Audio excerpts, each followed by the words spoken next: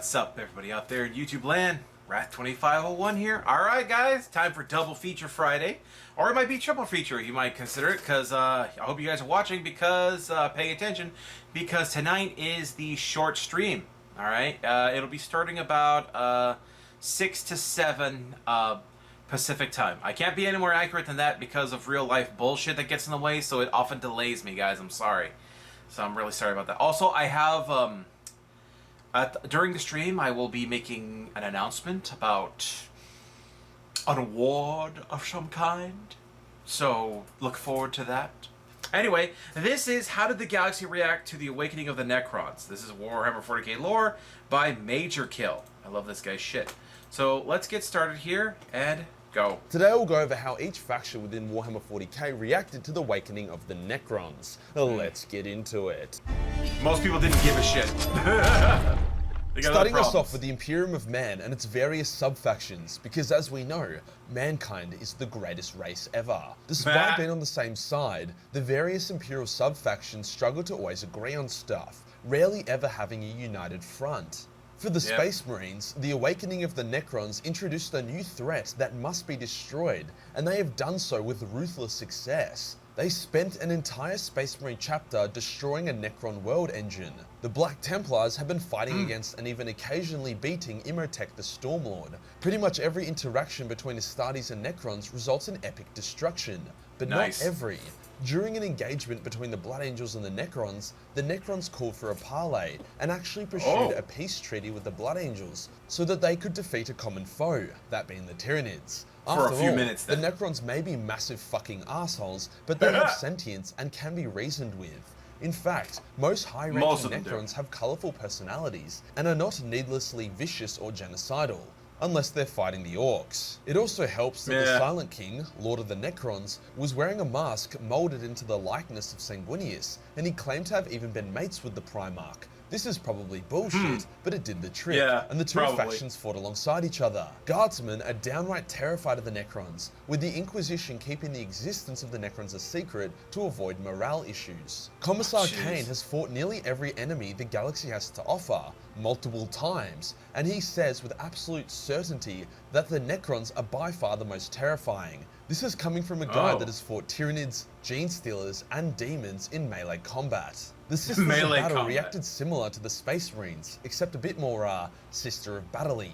That meaning there would be absolutely zero chance of any form of parley between the two factions. Yeah, because they're insane. Nuns with guns would rather take on the Necrons and Tyranids simultaneously rather than do anything remotely logical. The Mechanicus, however, have lubed up their hydraulic cocks and are living their best life. Despite how hypocritical it is for them to want to study Necron technology, considering nearly all other Xenotech is heresy, they do it anyway and cause a shitload of problems. Like, a fat chunk of Awoken Tomb Worlds are a direct result of Mechanicus expeditions. As such, despite the fact that the Mechanicus are probably the most open to the Necrons and their technology, they end up fighting the most battles against them. They just can't keep their shiny mechanical hands to themselves. Probably one of the funniest reactions from humans to the Necrons was when Trizin fought off Orcs that were attacking a human world.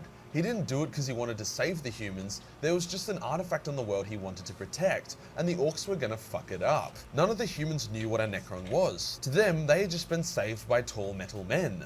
Hence they built a statue of Trizin, chapter master of the Silver Skulls Astartes, who led his tall and slender marines into combat to save them. The Silver Skull Astartes, what the fuck? And was going to destroy the statue, but Trizin stole it for safekeeping before then. Nice. Overall, the Imperium sees the Necrons as another existential threat to add to the pile. However, as they are a lot more workable than Tyranids and Orcs, there is the occasional golden nugget found in the lore where the two sides aren't trying to kill each other. What about the Elder? After all, the Elder and Necrons were sworn enemies during the War in Heaven. Surely they wouldn't be too stoked about their awakening. Yeah, they fucking weren't. They knew the Necrons were still out there and even destroyed some of their tomb worlds while they slept. However, with the size of the galaxy, the arrogance of the Elder, and some cloaking tech, the Necrons were mostly left alone during their slumber. Upon their awakening, most Elder Craftlords have been avoiding their tomb worlds. However, a few have renewed their war against the Necrons in earnest and target them specifically. Surprisingly, however, the Necrons and Elder don't hate each other as much as you might think. They see each other more as worthy rivals rather than these inferior enemies. They've even teamed up on occasion to take out Tyranids and Chaos Forces, who they both see as the greater threat to the galaxy at this time. After all, you'd think others both would get Elder involved in and that, Necrons but no. are old intelligent races. They don't have the suicidal religious zeal that the Imperium has, so they are able to prioritize their greatest threats. The Dark Elder are avoiding the Necrons. Necron slaves aren't a thing. You can't just fuck them. Well, at least not to non-Necrons. Okay. Plus, if a Dark Elder is hit with a Gauss weapon, they will be atomized and unable to be brought back from the dead, so yeah, not ideal. Exodites and Necrons are kind of similar in the fact that as long as you get the fuck off their lawn, they will leave you alone. Yeah. To be honest, I wouldn't even be surprised if the Exodites didn't know the Necrons had woken up. And yeah, who the fuck knows what the Harlequins think. The Tau are both in awe and horror of the Necrons. To explain, the Necrons despise the Tyranids as the Tyranids are stealing biomass that the Necrons need if they want to return to flesh and blood.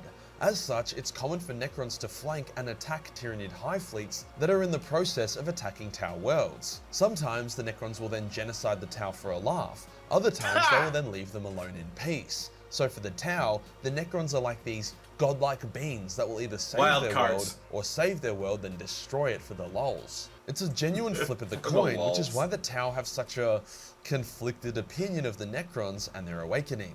The Orcs reacted happily enough. Necrons are another enemy for them to fight, and they don't have any memory or records of the War in Heaven, so they don't recall the old rivalry they once had. Unfortunately for the Orcs, the Necrons do remember, and they are fucking pissed. Orcs were built to fight Necrons, and they caused a lot of damage. Necron battle tactics and weaponry also counter the Orcs pretty hard. No bodies left over means no spore spreading.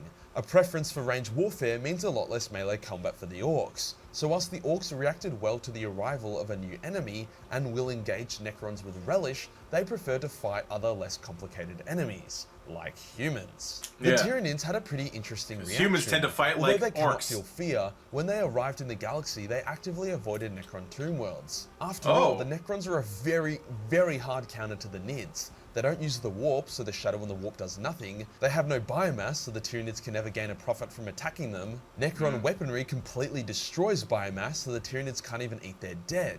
Even on the very rare occasion that a hive fleet has been able to overwhelm and beat a tomb world, they still walk away poorer as a result of it. As such, the Tyranids actively avoid the Necrons as much as possible, and probably find it a massive pain in the fucking ass that the Necrons have chosen them as their main target. I'm telling ya, the Necrons will be the ones to save the galaxy from the Nids. What about Chaos? How did they react?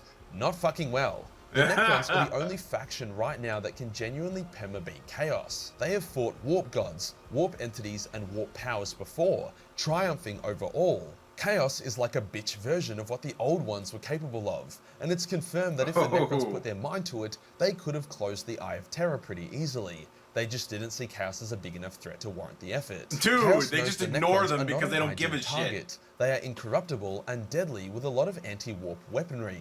A shit combo to fight against if you're a horny little demon. As such, there isn't much stuff in the lore about the two factions interacting, beyond the occasional pew-pew or Trazyn and Fabius striking a deal. So overall, the galaxy isn't too stoked about the Necrons. People either reacted with fear, anger, disgust, or curiosity. The Necrons counter the Nids and Chaos, which makes them ideal allies for the Imperium. But the Imperium is super racist, and the Necrons are massive assholes, so that hasn't worked out so well. So there you go. I think the biggest surprise I got from researching this is the fact that whilst the Necrons and Elder definitely despise each other, there seems to be this rivalry, which has created this unspoken mutual respect. They'll never admit it, but the way they describe each other doesn't sound like something you'd say to an ant under your boot. More like an ancient foe who has bested you in the past, and you're kinda salty about it. In any case, there are much bigger fish to fry in the galaxy beyond a dying race of space elves or a bunch of grumpy soulless Skeletors who want people to just get the fuck off their lawns. Okay. So, that was interesting. That's an interesting bit of lore to go on. You know, how they reacted to the Necrons. The Necrons seem like they just don't give a shit about, like, anything, really, you know? It's like they're too busy trying to coalesce their empire because they've split apart into several factions. That's why the Necrons haven't taken over everything, is because they're not even united. They spend half their time fighting each other. Anyway, hope you guys enjoyed that. Like this video, subscribe. Don't forget about the short stream tonight, starting about 6 or 7 p.m. Pacific time Look it up if your guys don't have Pacific time. You can look it up on Google when you need to tune in. And I will see you guys next time. Tune in every day for new content. Bye bye.